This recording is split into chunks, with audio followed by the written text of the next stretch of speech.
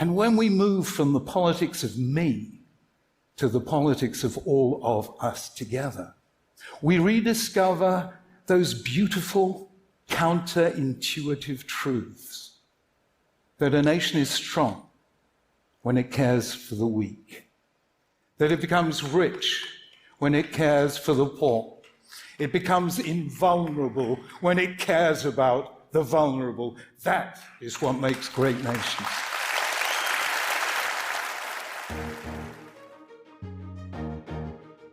Shalom Aleichem, and welcome to Stark Tank, the podcast about the challenges and opportunities of being a Bnei Torah in the workforce.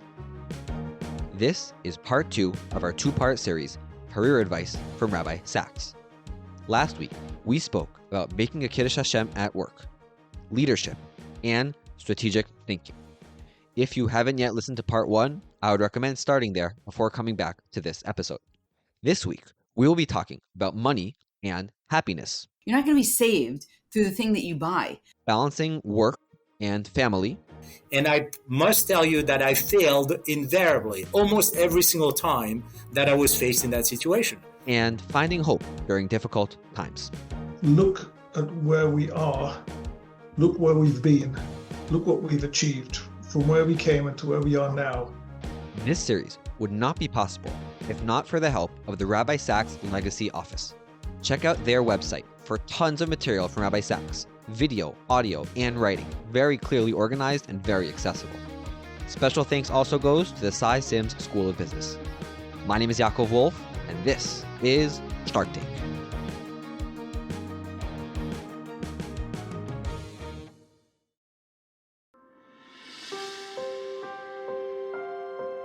When it comes to making decisions about career and business, it very often centers around 2 things: money and happiness. These are 2 topics that Rabbi Sacks spoke about a lot. Here is the opening of a lecture he gave at Emory University in 2010 on the topic of happiness. It is Max Goldberg, who in his 70s suffers a problem with his heart, is immediately rushed into the hospital that I am told is the best in the United States, Massachusetts General.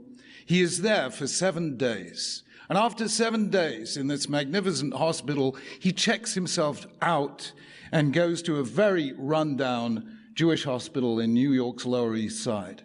And the doctor is just fascinated to know, why did he leave this magnificent hospital to come to this rundown place? And he says, Goldberg, tell me, Goldberg, what was the matter there? The doctors, didn't they understand your condition? And Goldberg says, the doctors, double Einsteins. About the doctors, I can't complain. Was it the nurses? Didn't they look after you? About the nurses, angels in human form. About the nurses, I can't complain. So what was it, Goldberg? The food. Didn't you like the food? Goldberg said, the food, manna from heaven. About the food, I can't complain. So Goldberg, why did you leave there and come here? And Goldberg, with a big smile, says, because here I can complain.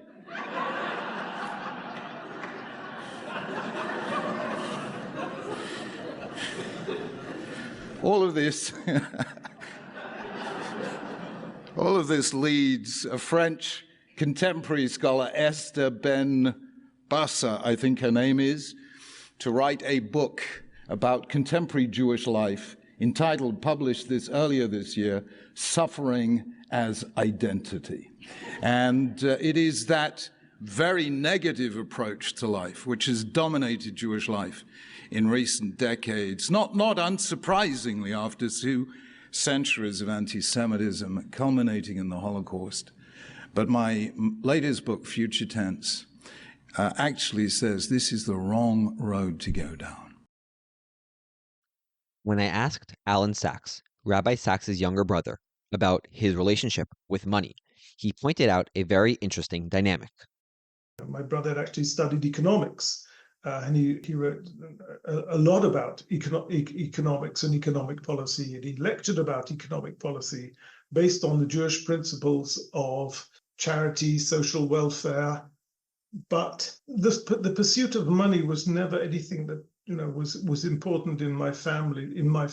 We inherited this for better or for worse from my father, who, although he had no education, did not like business, did not have a head for business, but loved literature, art, music, and I don't think any of us, the four boys in our family, were motivated, for better or for worse, by a pursuit of money. So I asked Dr. Erica Brown, the director of the Rabbi Sacks Herenstein Center at Yeshiva University, what Rabbi Sacks had to say about money and happiness. So Rabbi Sacks actually, very interesting. When he wrote The Dignity of Difference, which is a controversial book, those came out of lectures that he gave to the World Economic Forum. That's very interesting. Here's a rabbi speaking to the World Economic Forum and sort of trying to temper the seductions of finance and also make people aware of the consequences, right? There are social consequences. In that book, he talks about consumption is not a substitute for salvation, right? You're not going to be saved through the thing that you buy. And the things that make your life more convenient are not necessarily going to make your life more blessed. And it's not like you're going to say, oh, I saved so much time with this dishwasher or this washing machine because I don't have to go to the river, or I don't have to spend all that time. And now I'm going to take that leisure time and invest it in study, in prayer, in good deeds. I just don't think, I think he didn't think that was the natural result. It's that consumerism creates states of addictive behavior, right? I have this, but I could have a better version. I could have a bigger version of this. There's always going to be something else. And later on, especially in Morality, which was his last large published book, he talks about, what would it look like had Steve Jobs not called it the iPhone, but the Wii phone, right? Everything I-centered. What would it look like had we created opportunities for larger scale communal connections, which really get sacrificed. But also loneliness. More people than ever are living alone. And we have compelling medical evidence based on a lot of research that loneliness has the same effect on health as obesity or smoking 15 cigarettes a day. I also asked Gilles Gade for his take. He knows a thing or two about money. He's the CEO of Cross River Bank. He quoted two ideas from Rabbi Sacks that he applies every day in his work. The first is about true joy. I think what struck me the most in Rabbi Sacks' writings is this concept that dichotomy that is extremely misunderstood between sason and simcha, between happiness and joy. And he really emphasized that with the concept of, or rather the misconception that people's happiness can be achieved through ways that doesn't necessarily lead to joy. And he really emphasized that component, like focus on the right thing, keep your eyes on the ball. You want to express simcha, you want to express joy. There are different ways to achieve it, but certainly not the materialistic ways that you think you definitely aspire to acquire, but that in fact are purely a result of addictions, like you mentioned before.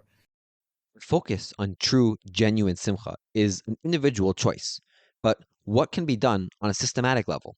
This is Gilles' second big idea.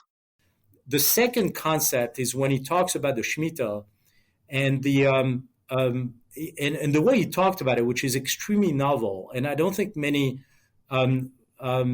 writers in the past have actually expressed it in this manner, is the perfect economic equilibrium. It's the re-equalizer of society. Folks have been vehemently trying, particularly in the past 200, 250 years, try to reinvent the way that the classes or the masses were being subdivided. And there's always been a feudal system. There's always been a caste of folks. The golden rule, he who has the gold makes the rule. That has been prevalent since the lion, chased the gazelle. And this today has been brought forth by the Torah through Rabbi Sacks, that there is actually something called communism, and it happens only once every 7 years. It doesn't have to happen every single year. There's a concept of atzlacha, there's a concept of mazel, and there's a concept of people working harder than others. They deserve to make more. However, you need to understand that if you have a gift, that gift needs to be distributed amongst the masses once every 7 years. I don't think anyone has ever actually expressed this in that concept. So there is validity in folks borrowing money, provided, number one, that they could afford it, number two, that they don't surpass their or misinterpret their happiness and joy with something called addiction, and number three, provided that there's an equilibrium that at some point, if they're more destitute than others, they're the beneficiary of people's gratitudes, and the ones that are more fortunate than others, then they have to redistribute that wealth because they've been obviously chosen to do so. So these are the two concepts that I would say influenced me particularly in the way that I run the bank, which is predominantly offering loans to consumers through marketing partners. So in other words, you want to take a loan online, you're going to go to one of those marketing outfits called Affirm, Marlet, Best Egg, Upstart, Upgrade, Lending USA, and so on and so forth. And in most cases, you will find Cross River as the bank facilitating those loans. We write millions of loans out there for consumers, but we ensure that there's affordability to credit and that the consumers are always end up being protected. We're trying to apply some of Rabbi Sacks' methodologies to the business world in this particular case. That's very interesting. I mean, because I could hear someone say, like, these ideas are very beautiful theoretically, but, when I actually go out to work, so, like, I don't control the minds of my consumers, the hearts of my clients. I don't control the cultural, governmental. There are so many factors beyond your control. So I could see someone saying these are very nice ideas, but like it's way beyond me to actually implement them. But it's really cool to see how you're actually able to, in some way, actually bring it to your work. You're 100% right. But you're putting the guardrails so that you can actually grab as much as possible of the population to abide by those rules. There's going to be exceptions, and there's going to be folks that to which it's not necessarily going to apply. And there are always people also trying to beat the system. We're not creating an environment for these people. We're creating an environment for the other 98% who actually want to play by those rules and want to play the game because they don't feel responsible enough themselves to be able to afford life. So they need guidance. And that's why financial inclusion has to come hand in hand with financial literacy. So those two things are two prevalent missions that Cross River set itself to accomplish over the next couple of decades. And as long as Cross River is around, we will focus on two things. Financial inclusion, that means providing loans to people that have been left behind. And number two, making sure they understand what they're getting into through financial literacy.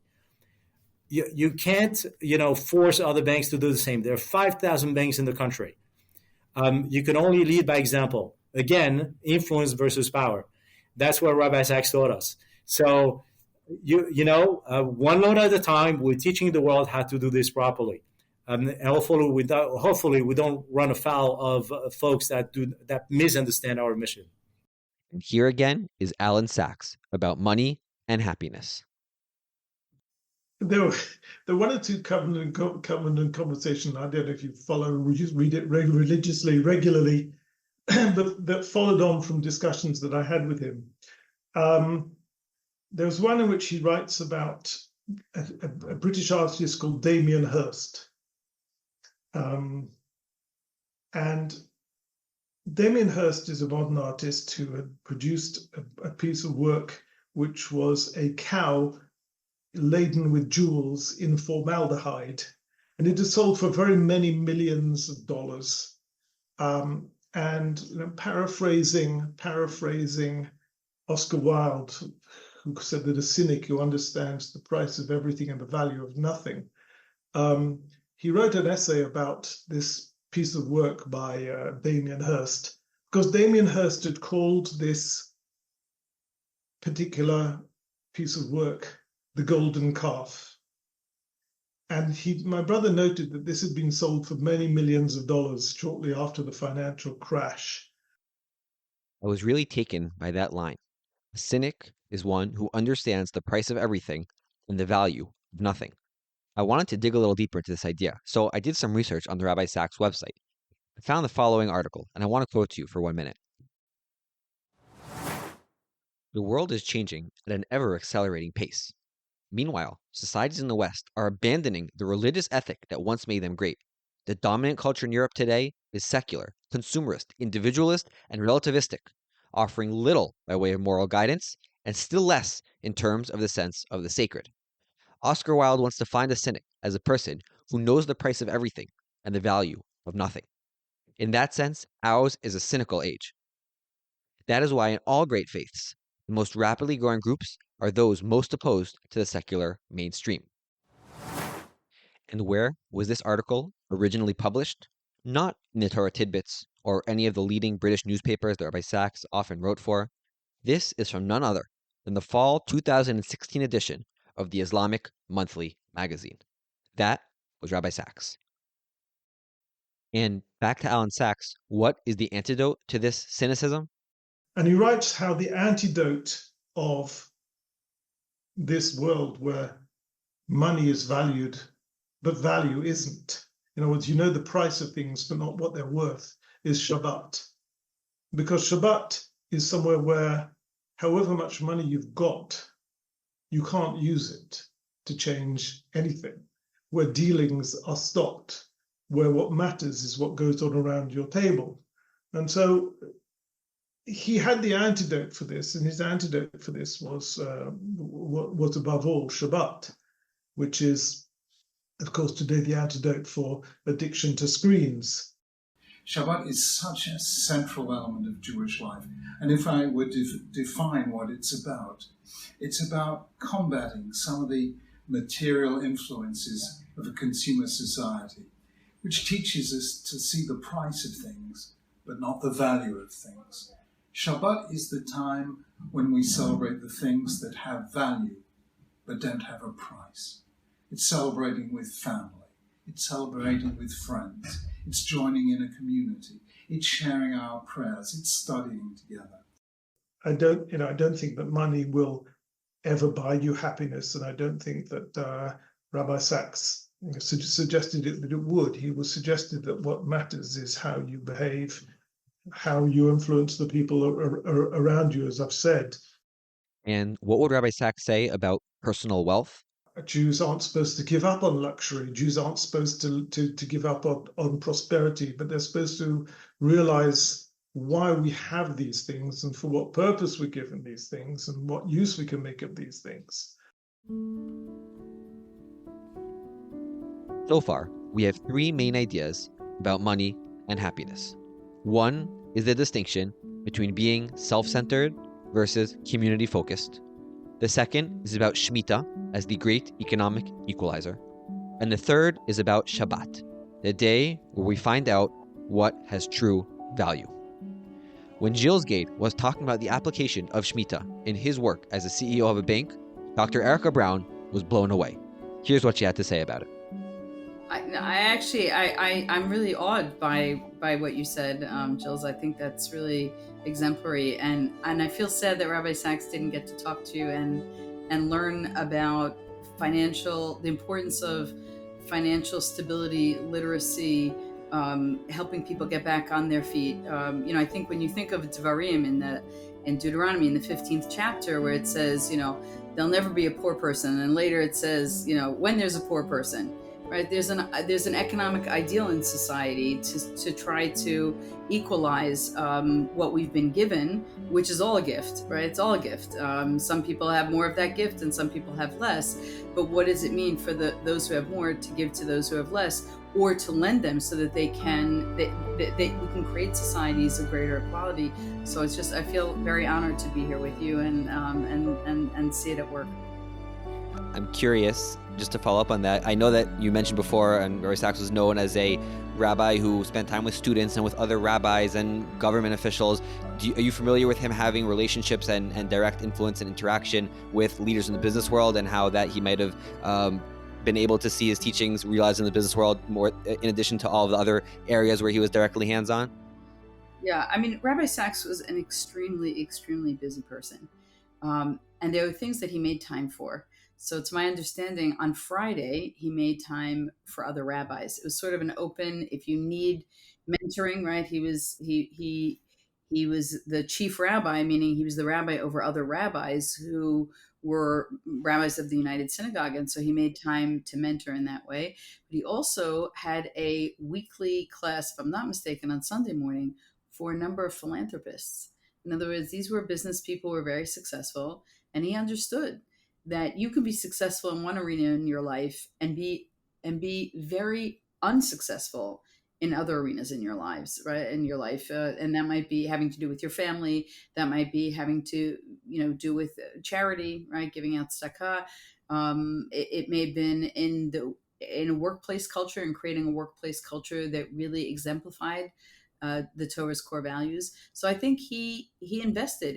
He wasn't thinking, oh, you'll read what I have to say on a piece of paper. He basically said, come to my house, sit at my table, and let's study together. And I think that's probably that he probably influenced a number of key philanthropists in the UK as a result of that personal commitment and saying, I value you and I value you as leaders.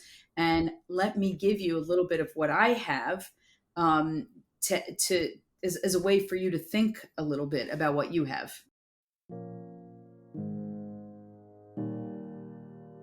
I love that image of Rabbi Sacks sitting with major philanthropists talking about family. The tension between work and family is a real one for me, and probably for many of those listening to this as well. Rabbi Sacks spoke about family very, very often. I was self-obsessed and thoroughly unpleasant to know, until one day I saw across the courtyard a girl who was everything that I wasn't. She radiated sunshine. She emanated joy. I found out her name was Elaine. We met, we talked, we married, and 47 years, 3 children and 8 grandchildren later, I can safely say, was the best decision I ever took in my life, because it's the people not like us that make us grow. He never missed an opportunity in a public forum, never missed an opportunity to thank his wife. Family appeared in almost every one of his books, perhaps everyone, I don't want to say everyone, as 40 publications and then numerous articles and posts and other things. And so I asked Dr. Brown, why is family so central to Rabbi Sacks? I want to tie it into a larger spiritual framework which he used, which was covenants. He writes about covenants in almost all of his books. You mentioned before, Jules, about Abraham and a covenant that he made with Abraham as the first Jew. But this notion, where do you learn about covenantal communities where there's reciprocity, there's depth of care, there's hospitality, there's generosity. He believed that the family was the microcosm. And when you could master those skills within the family, you could then go on to build larger communities. And one of the things that he despaired, and I would say this appeared more and more in his writings as technology advanced, and we could live sort of lonelier, more individually driven lives, that he was deeply concerned about the breakdown of the family. He used a lot of demographics in his work, sociological studies about the breakdown of the family. And he felt like the family is the stabilizing aspect that enables people to go out into the world. You know your home, you know your roots, you know what you stand for. I have been asked a number of times to address the topic of women in the workforce. So I took the opportunity to ask Dr. Brown if she ever discussed this issue with Rabbi Sacks. I really don't enjoy answering questions about this topic because I think it makes us, instead of seeing that the world is a community of people who are diverse in lots of different ways. The gender divide often leads to inequality, especially when it comes to women. Rabbi Sacks as his student, I never felt, not for one moment. I did feel it from other professors and other rabbis, sort of either they don't take you seriously, they don't take your scholarship seriously, they make belittling comments or thoughtless comments. Never. Rabbi Sacks never did that. I only remember encouragement. On a practical level, how do we make this work? How do we balance family and our careers? Gilles Gade has over 1,000 employees under his leadership. Here's what he had to say. Listen, we're only on this earth for a very short period of time. I can't afford to have that on me, that, they missed out on their children's youth because of work. Like we said, everything comes from Hashem. Ultimately, they will make their livelihood wherever it needs to come from. And I'm not going to stop any of my employees from attending Seder plays or, any of their familial obligations that may come forth. I believe, though, in quality versus quantity. So it's not a matter of how many hours they spend at home, because some of them could use this as a cop-out, as long as they spend quality time with their families. So make it count. Leave your work at work. And when you walk home, this is the only thing that matters. So these, I believe, are messages from Rabbi Sacks, is the importance of time. And this is some of the things that we take for granted, and particularly when you have 1,000 employees, and most of them of which are not necessarily imbued with our Torah messages. They are thirsty for knowledge on that front, and they're thirsty for advice on how to conduct themselves in a more spiritual manner. And as long as you provide a consistent messaging that is also compassionate and that makes them understand that prioritization is key, that I put my family before my work, and my work is quite important. So I think by leading by example again, by demonstrating your ability to be a family human being, family-oriented human being, by influence, then ultimately that will permeate the entire enterprise. This tension is not limited to those in the business world. Those who devote their lives to education and community service face these dilemmas as well. Jules, you talked about, within a business context, helping people create some kind of, I don't like the word balance because I don't really know what it means to have a balanced life. But I see this a lot in people who choose lives of public service, right? Or Jewish communal service, where because they're so mission driven, it's sometimes they can convince themselves that the family sees, the family understands, I'm making sacrifices for the larger community. But sometimes you'll speak to a child who's raised in a home of a head of a school or head of a Jewish organization, and they feel like, oh, my parent gave so much to other people's children or other people, right? So I think that that message of prioritization is true whether you're in a for-profit industry or a nonprofit industry. And there's sometimes more danger in the nonprofit sector because there's an expectation. We're all sacrificing. The whole family is making a sacrifice for one person's career decision. So I want to be sensitive and thoughtful about that.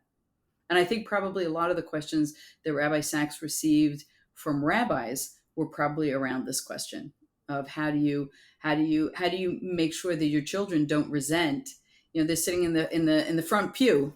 How do you make sure that they don't resent that they all have to be role models and they're all doing a piece of your job? Going back to Gilles, I wanted to know, what advice would he have for someone who doesn't work for Cross River Bank, someone whose boss is not a talmid of Rabbi Sacks, someone who might feel pressure to stay very late and sacrifice lots of family time for their job? Again, going back to, I want to call it the power of influence. Rabbi Sacks taught us how to sell ourselves. It's just a matter of presenting things under the right light. If you're doing your job, surpassing expectations, and doing it in a way that is demonstrating humility and deference to your superiors, then I think there will be some sort of understanding. If there isn't any understanding on their part, then maybe that's not a place for them to work at, and maybe they need to look elsewhere. But there is a component that is invariably totally omitted by most of the people in the workplace. It's called bitachon. And I know it's very easy to say when you're the CEO of a company, but I was not always a CEO. And I always, face the dilemma of having bosses that put my bitachon in a very challenging situation. And I must tell you that I failed invariably, almost every single time that I was faced in that situation. So it's an extremely difficult data point that we have to compose with, but it cannot be ignored. And I think we don't put enough emphasis, particularly in the workplace, of people trying to demonstrate that they can actually do the job under the time frame and exceed expectations, and at the same time having their priorities right. And if they can't convince their bosses, then obviously this is something they're going to have to compose with, and that's where bitachon comes into play. There are two kinds of mitzvot. There are the commands of self-restraint that hold us back from damaging the human or natural environment. And there are the positive commands of love, for the world as God's work and for human beings as God's image. Of the second, the greatest is Tzedaka, love as justice, or sometimes translated as charity. One of the many wonderful opportunities that comes with being in the workforce is the chance to give tzedakah. One of my favorite ideas from Rabbi Sacks is developed in chapter 3 of Tehillah Fractured World. He points out that tzedakah literally means justice. What does that mean? Isn't tzedakah the opposite of justice? If I worked hard for the money and I'm giving it away to someone else, that seems very far from the idea of tzedek.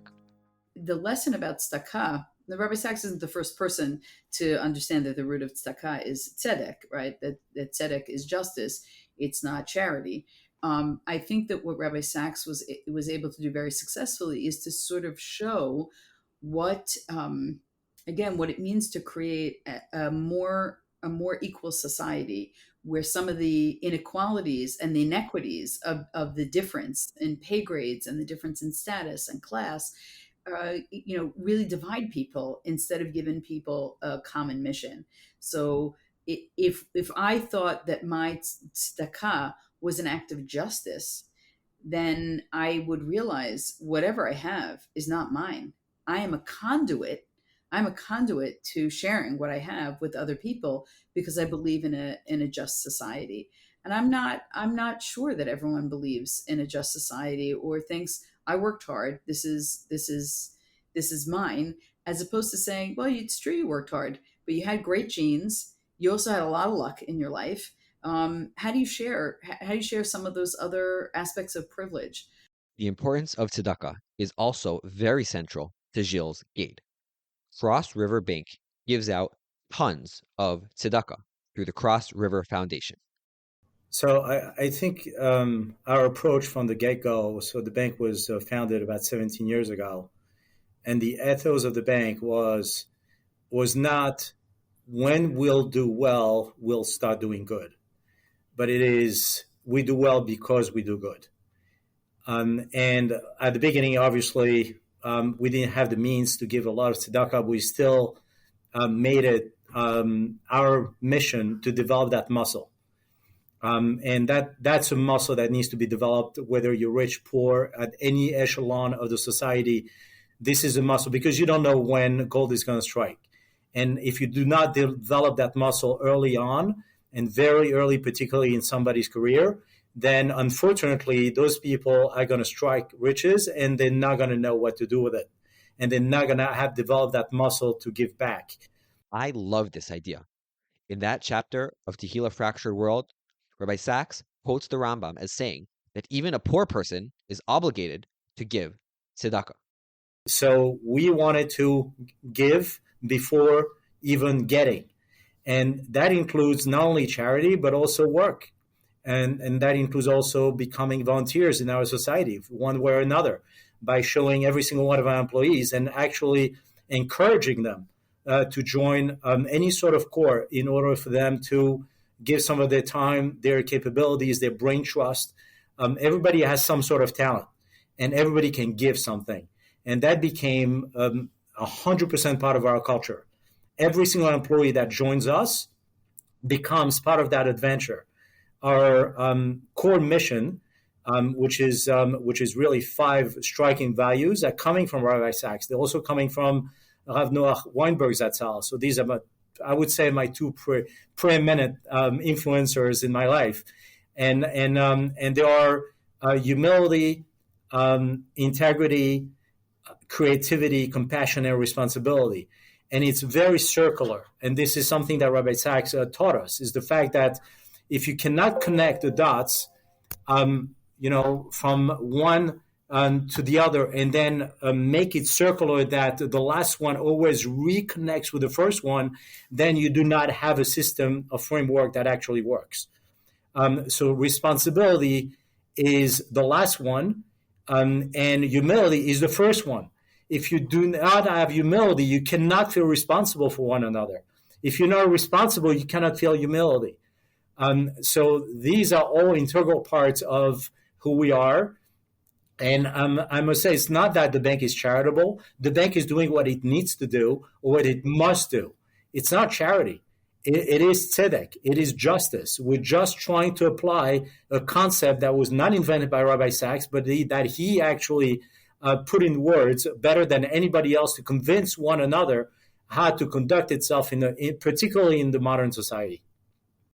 I asked Gilles and Dr. Brown about priorities in tzedakah, especially in times like now. The war in Israel has created a myriad of needs. So how do we allocate our finite resources? I have a little bit of a bias, to be honest with you. I'm a member of Hatzalah. So I'm a paramedic with Hatzalah here, and I'm a paramedic with Magen David Adom in Israel. So I've been doing quite a bit of volunteering since October 7, particularly. But beyond that, we decided to focus on 2 things. Predominantly healthcare, that means providing the hospitals whatever they need. Also the paramedics in the fields, whatever equipment they might need. The second thing is mental health. And I think that this is probably going to be the preeminent worry that I think we need to have over the next couple of decades. And the reason is very simple. Just a few days ago, there was, over the holidays, there were 2 million people in the shelters. That has to have some sort of mental impact on the populations, young and old. And all this will translate in some form of PTSD that will need to be treated at some point. The needs are very vast, and we need to tackle that very early on. So that's one of our endeavors over the next, I would say, a few months and years, of how we can help in the most creative way with a scalable model that can address the needs of the society in Israel. Yeah, I was actually going to say the exact same thing, which is the prioritization of mental health. I think that this is going to take decades. I'm not sure that anyone gets over something like this. I do think that so much hate has been put out in the world, and it's not. And then you begin to question yourself, right? It's called in stereotype threat. You internalize stereotypes that are made of you, and that becomes a very powerful disincentive to love the world. Part of getting up and being generous in the world is to feel that you're loved, right? You're loved, you're valued, you're validated, your existence matters. And I think when you feel so much hate, and I say that not only in Israel, but also, the anti-Semitism on campuses, is at some point you ask the question, am I worth something if so many people deem me unworthy? And that's what I worry about, is how that is going to get translated as a college student crosses the stage. I think Israel's been dealing with this and the sort of shell of resilience that develops for decades. I don't know that most college students, I think this hit them. There's a lot of whiplash here. So I think that there's healing that's going to have to take place on a lot of levels. We live in a challenging time, but Rabbi Sacks was always talking about hope. Hope is one of the very greatest Jewish contributions to Western civilization, so much so that I've called Judaism the voice of hope in the conversation of humankind. So I asked my guests to share one idea from Rabbi Sacks that gives them hope during these dark and challenging times. I think we just finished Parashas Bereshit, and in Rabbi Sacks' words, there's one verse in Isaiah that he was very fond of, which is the fact that it's not so much that we need to have faith in God, it's to understand that God has faith in us. And that's the reason why he waited so long for Avram to come along, and then for Noah first, Avram, and then Moshe, 26 generations. And he's still waiting for us to wake up, and Hashem is still going to continue to wait. This is our greatest hope. I think there's a tremendous potential in the society. I think we are, in essence, waking up through unfortunate conduits, such as October 7, but I think we're stepping out to the plate and sticking together more than ever in serving the needs of our society at large. Yeah, I really want to say Rabbi Sacks himself. He said optimism and hope are not the same thing. He believed that optimism was a passive state and hope was an active state. He says optimism is the belief that the world is changing for the better. Hope is the belief that together we can make the world better. And so, I think it's important that Hatikva is our national anthem as citizens of Israel, as lovers of Israel, as people who look up to and venerate what's the sacrifices that are being made in Israel. This is work that we all have to do together. We don't wake up with magical thinking and say, this is going to get better someday. It's going to get better because we will make it better. And here is Alan Sacks, Rabbi Sacks' younger brother.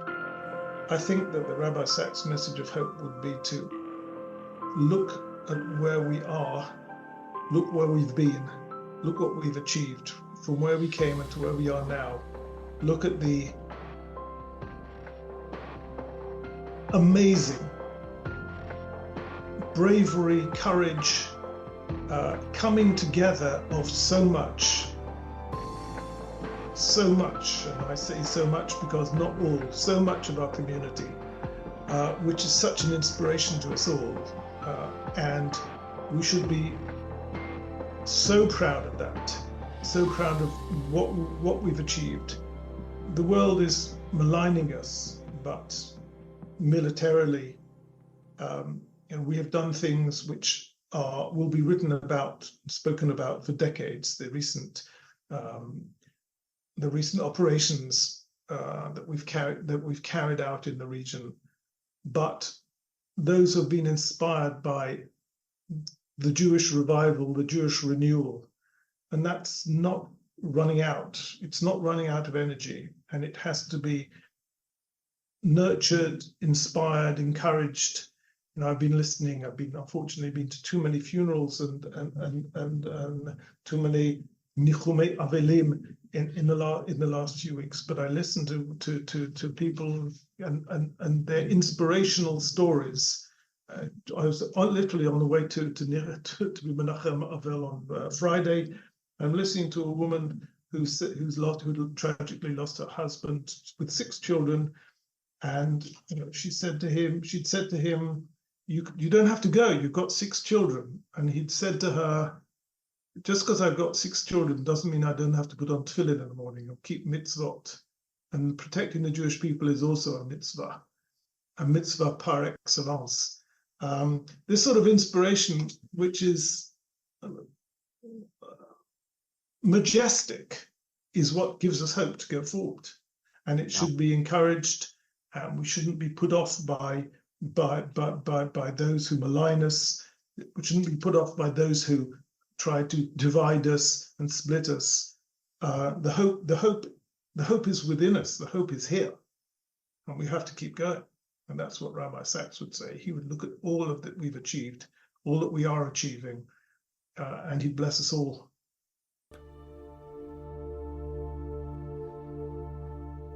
Hope isn't optimism, though we sometimes confuse the two. Optimism is the belief that things are getting better. Hope is the belief that together we can make things better.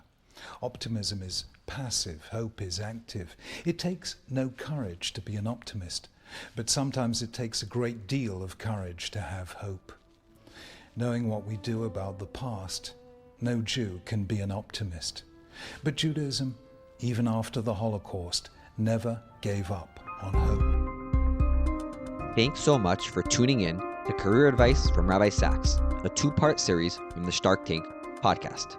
If these episodes made you think differently about work, money, finding meaning in life, please share it with a few friends. The best way to support our work is by leaving a 5-star review and hitting the subscribe button. If you enjoy the Shark Tank podcast, you will also enjoy our quiet WhatsApp group, which includes exclusive bonus content, episode updates, and more. The link is in the show notes. Special thanks again to the Rabbi Sacks Legacy Office for all of their help in making this series a reality.